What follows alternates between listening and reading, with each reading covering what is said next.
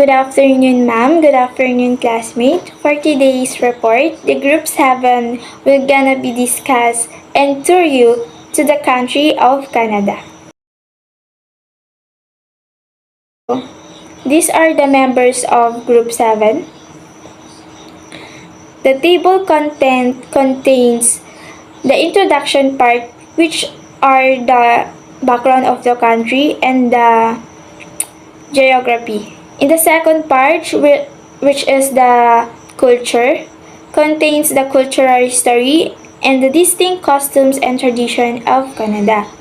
The Canada came from Huron-Iroquois word Kanata, meaning village or settlement. Canada is famous for the gorgeous scenery and uninhabited land.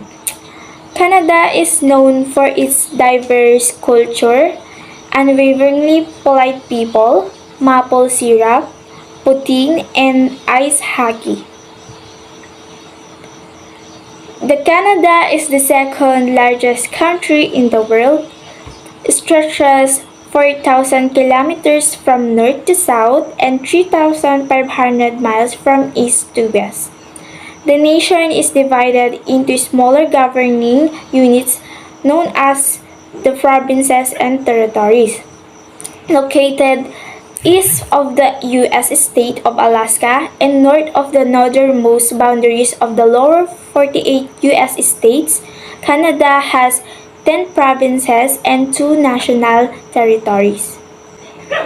The capital of Canada is Ottawa, and each state and territory has a capital.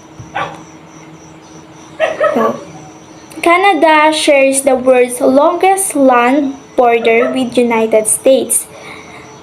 Canada is multicultural nation that is ethnically diverse.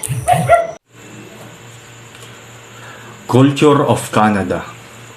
The culture of Canada embodies the artistic, culinary, literary, humor, musical, political, and social elements that are representative of Canadians.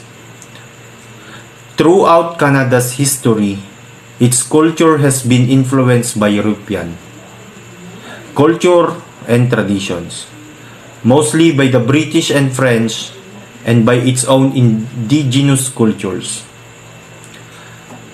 There are also influences from the culture of its indigenous people and from the neighboring USA.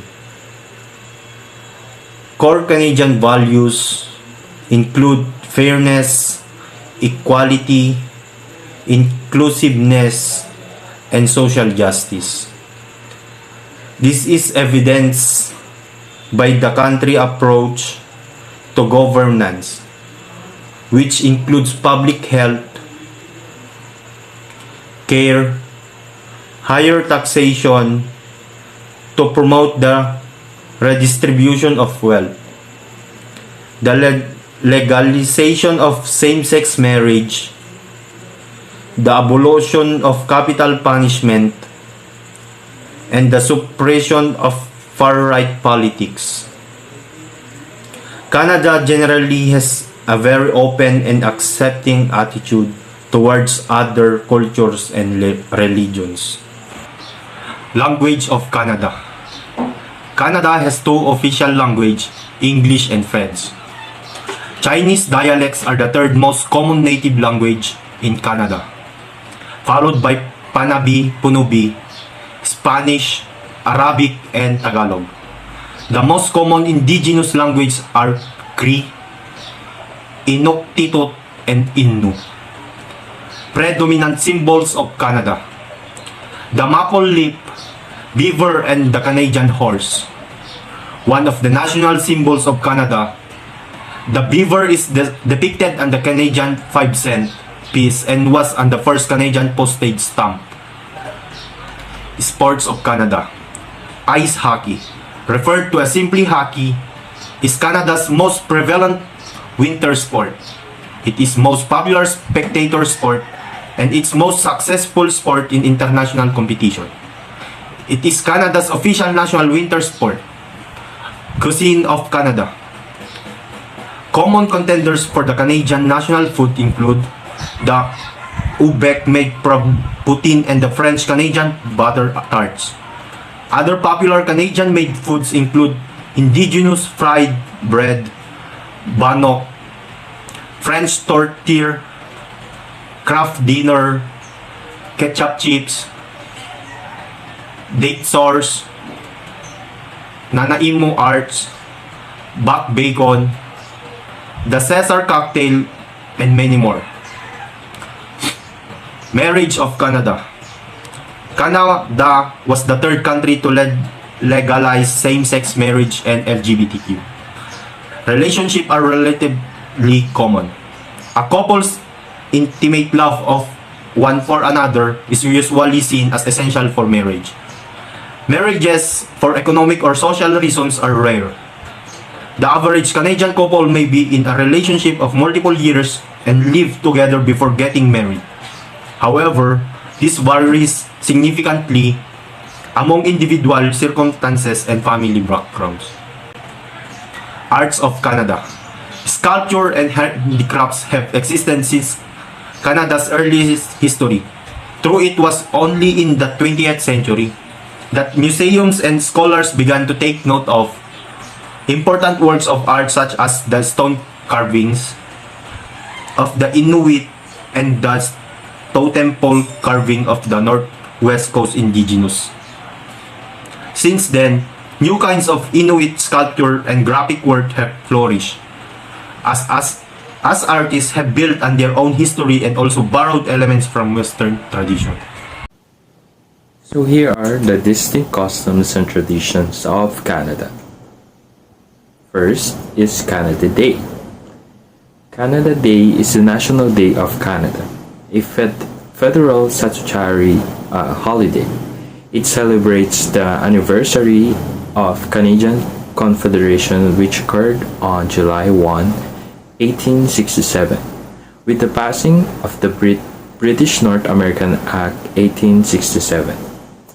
Were the four separate colonies of Upper Canada, Lower Canada, Nova Scotia, and the New Brunswick were united in a single dominion with the British Empire called Canada. Next is the Calgary Stampede. This happens each year in July in Calgary, Alberta. It is known as the greatest outdoor show on earth and involves concert, rodeos, carnival rides, expeditions, parades, and agricultural competition.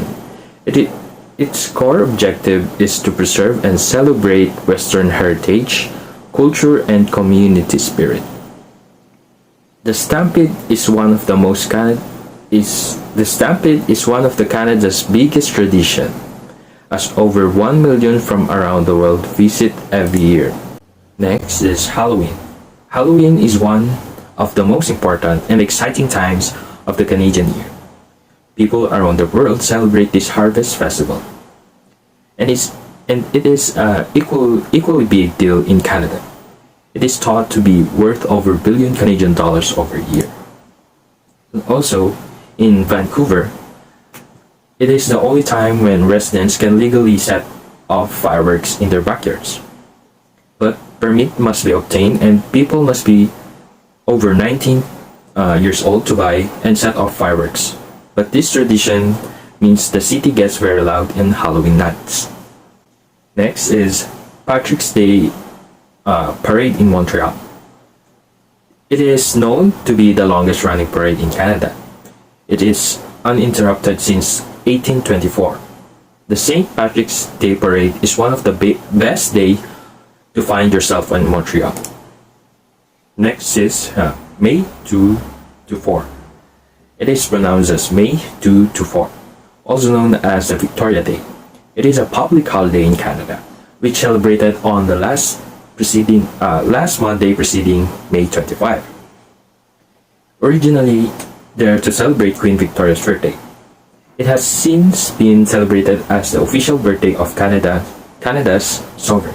But to many Canadians, May 2 to 4 is considered to be the start of the summer. And also, naming convention in Canada are similar to those of the United States and Britain in that the child is given the first name, a second name, although this is not always given, and the last name, which is the surname and usually that of the father. It is also uncommon, however, for the mother's name to be used or for the parent's name to be conjugated. Last name and the appropriate title should be used until otherwise invited to be less formal. Also, in Quebec, it is usual to kiss someone on the cheek as they do in France. Some older men may even kiss a lady's hands. Canadians give gifts for birthdays and Christmases. If invited to someone's home for dinner, take a box of good chocolates or flowers or a bottle of wine. Table manners are relatively relaxed and informal in Canada. Quebec does see a little formality. Table cutlery manners are generally continental. For example, the fork is held in the left hand and the knife is on the right while eating. The tines of the fork should face. Significant cultural elements. Canadians are known to be some of the most polite, tactful, and peace-loving human beings on the planet. In fact, a stereotypical Canadian is depicted as one who apologizes despite not being at fault. To a certain extent, this is true. The society greatly values tolerance, humility, as well as non-violence. To gain a deeper understanding of Canada and the culture that defines it, below we will discuss a variety of country's most significant cultural elements. The first one is egalitarianism. In an egalitarian society, people are deemed equal. This is why the hierarchy is that very evident. Everyone is deserving of equal rights and opportunities in the society, regardless of gender, age, race, or beliefs. While in informality, most Canadians are casual in dress and language. You will notice that there are no strict dress codes in the workplace. Clothes are informal to casual. Generally, everyone is on a first name basis. Even seniors are addressed by their first name.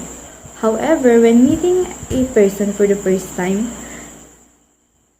it would be safe to address them by Mr., Mrs., Miss, or a professional title like Doctor, and their last name. More often than not, they will tell you that you may address them by their first name, especially when you become more familiar with one another. In punctuality, being on time is highly valued in Canada. Punctuality as a sign of respect. Everyone is expected to arrive on time or at least 5 to 10 minutes earlier. Similarly, in deadlines are taken seriously. It is equivalent to honoring your commitments. It is also an indication of your integrity. Order and space. Canadians value order and preserving their personal space because they also value personal privacy. It will be wise to keep away from discussions of salary, family, life, weight, religion, and other personal topics. It is also understood that a person has right over his or her own property, so make sure to ask permission before anything that is not yours. Disruptive behavior such as cutting in line, speaking out of turn, shouting, talking loudly are definitely frowned upon. Decorum is part of keeping order and respecting other people's space. Decorum is like a behavior. Individualistic yet community-oriented. Canadians are highly aware of their responsibility to the community. Despite being individualistic in terms of personal values, such as guarding personal space, contributing to the betterment of community is priority. Canadians get involved by volunteering, donating, and by generally maintaining pride and affinity of their community.